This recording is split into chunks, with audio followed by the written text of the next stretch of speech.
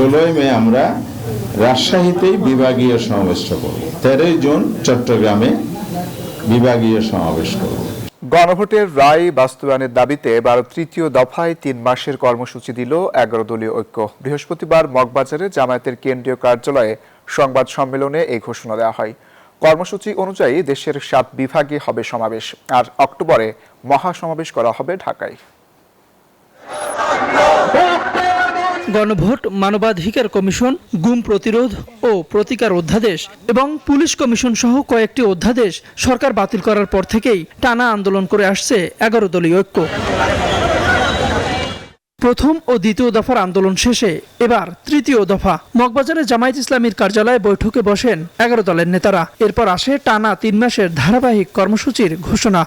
16 মে আমরা রাজশাহীতেই বিভাগীয় সমাবেশ করব।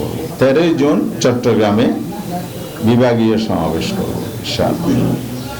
এরপরে 20 জুন আমরা খুলনাতে বিভাগীয় সমাবেশের প্রোগ্রাম ঠিক করেছি। 27 জুন আমরা ময়মনসিংহতে বিভাগীয় সমাবেশ নির্ধারণ করেছি।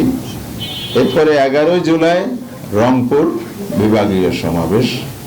এনসিপির মুখপাত্র আসিফ মাহমুদ সজীব ভুইয়া বলেন, গণভোটের রায় বাস্তবায়নে সরকারকে বাধ্য করা হবে। একই সাথে সংসদে আমাদের প্রতিনিধিদের কণ্ঠ এবং রাজপথে আমাদের আন্দোলন জনগণকে সাথে নিয়ে আরো বেগবান হবে এবং এক্ষেত্রে আমরা সারা দেশবাসীর সমর্থন, সহযোগিতা এবং অংশগ্রহণ প্রত্যাশা করছি এবং কামনা করছি।